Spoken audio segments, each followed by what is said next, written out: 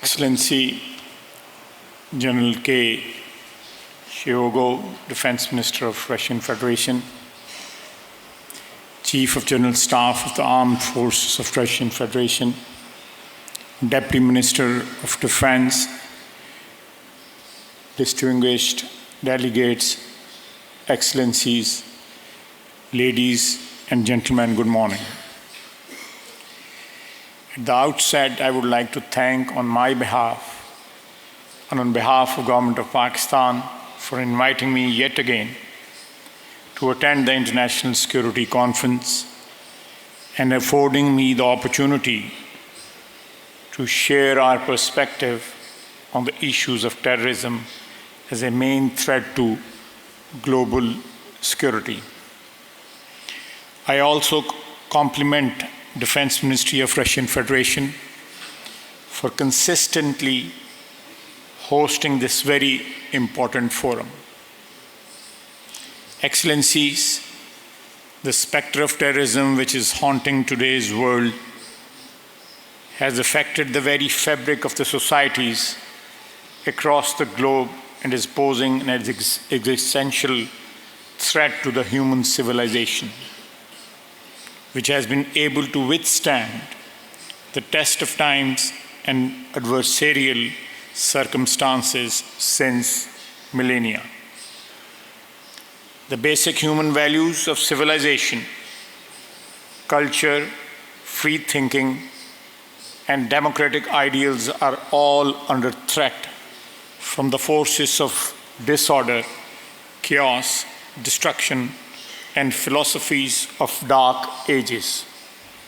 While we continue to strive for peace, tranquility, and prosperity for the humanity through liberation of territories from the dark shadows of obscurantism, the permanency of this tranquility depends not solely on kinetic action, but more so on non-kinetic steps, such as deep-rooted social measures and corrections in the ideological overturns through stacking of correct narratives one after the other. We need to closely analyze different factors and components of global security to enable us to understand the magnitude of threat being posed by terrorism. Common citizen needs to have security of life, basic human and economic rights, social justice, sense of security that is free from exploitation, as well as access to various components of Human Development Index. The concept of modern nation-state encompasses sovereignty of geographical as well as ideological boundaries. These overarching themes of sovereignty transcend from individual countries to regions and to the world at large.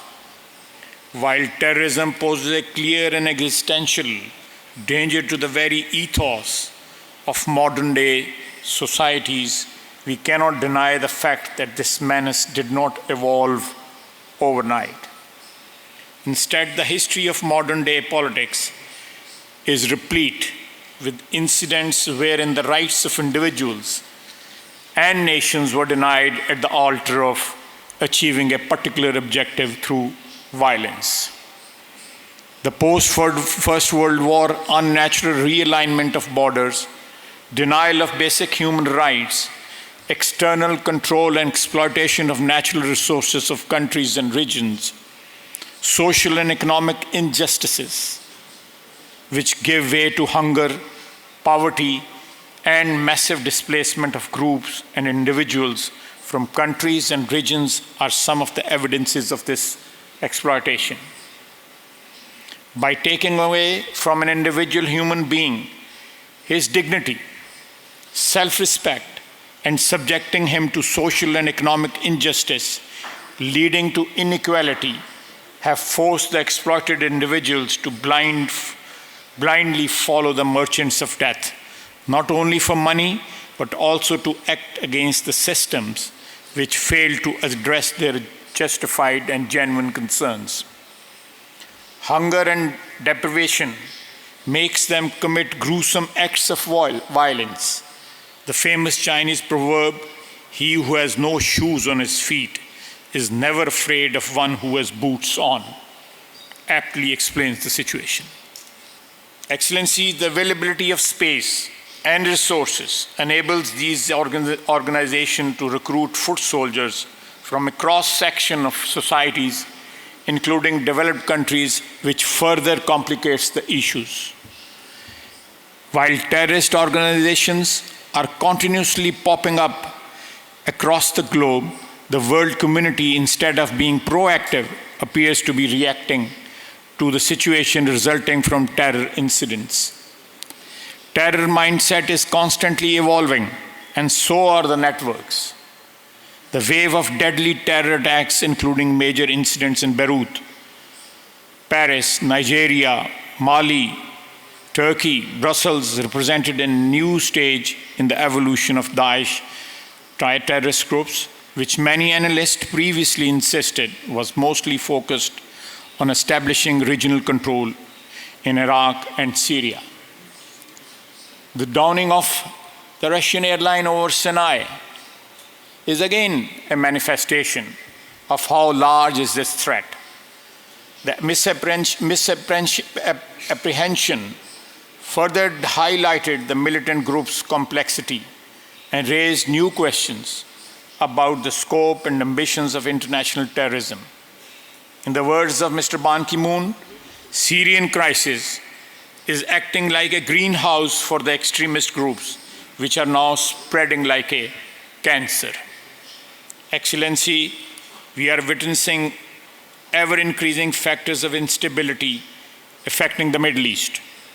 While we welcome the recent territorial gains against Daesh in Syria and Iraq, through land and air actions, we are deeply concerned with the continuous wars in Syria, Iraq, and Yemen. These wars have not only destabilized these countries, but have also embroiled the neighboring regional countries as well as international powers in the form of military interventions, which compound the problems of refugees influx, internal destabilization, and ever-increasing role of non-state actors, leading to overall instability across the regions. We are very disturbed to see that world body politics has not learned from its past mistakes of interventionist policies of regime change and use of non-state actors as vehicles of violence. After the failure of such policies in Iraq and Libya, it was hoped that same mistakes will not be repeated in dealing with the Syrian crisis. But it is unfortunate that the same script was adopted, and today we have a combination of sectarian and ethnic violence ravaging the region from Yemen to Syria. This violence has brought untold misery for the people of the region, who have not only been internally displaced and are also seeking refuge in Europe, resulting in yet another human tragedy. While we condemn the barbaric acts of terrorism in different parts of Europe being perpetrated by Daesh, we also feel very strongly about the sufferings of millions of refugees who are in dire need of security and shelter. The world community should ensure that these teeming masses of refugees are treated humanely, and instead of closing doors on them, they need to be protected and rehabilitated, besides making all-out efforts to bring peace and stability in Syria and Iraq, thus providing an enabling environment for the refugees to return to their countries. Here I would like to mention that Pakistan is hosting more than 3 million Afghan refugees since the 1980s. With the world completely focused on the crisis in the Middle East and coming to terms with the atrocities being perpetrated by Daesh and its spiritual affiliates, the two of the oldest contentious and unintended agendas of UN and world powers in the form of Palestine and Kashmir continue to haunt the conscience of member states.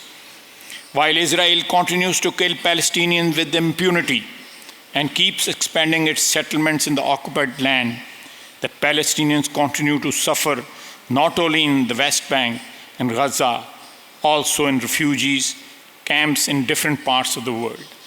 Similarly, the people of Indian occupied Kashmir are also being subjected to worst atrocities in their quest for self-determination promised to them by UN Security Council.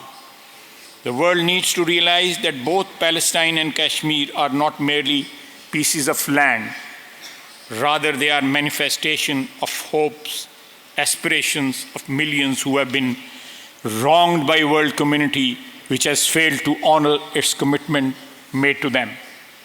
Till the time we do not address these decades-old issues, it would be futile to hope for a peaceful future, as with every passing day, with every death, the onus of responsibility on the UN would continue to increase because it has failed to protect the basic human rights of the people of Palestine and Kashmir, which are major cause of resentment among the Muslims and is being exploited by terrorists across the world. Excellency, in South Asia, Pakistan has achieved major successes in fight against terrorism with the launch of Operation Zarbeaz, coupled with National Action Plan, which have worked in tandem but not only securing the borders of Pakistan, but also taking proactive actions within cities throughout intelligence-based operations. Armed forces of Pakistan have singularly achieved within less than 2 years what allied forces failed to achieve in more than 13 years in Afghanistan. Entire nation is fully committed to vigorously fight against perpetrators, abettors, financiers, and sympathizers of all kinds of terrorist groups. And let me emphasize, there are no good or bad terrorists, which has been said before me by other speakers also. We are completely supportive of the efforts of quadrilateral coordination group and continue to emphasize on the need for pragmatic Afghan-owned and Afghan-led solutions, which Pakistan is doing its utmost to facilitate peace and stability in the region. The role of hostile intelligence agencies in fomenting subversion and abetting terrorism in Pakistan is a source of major concern for us.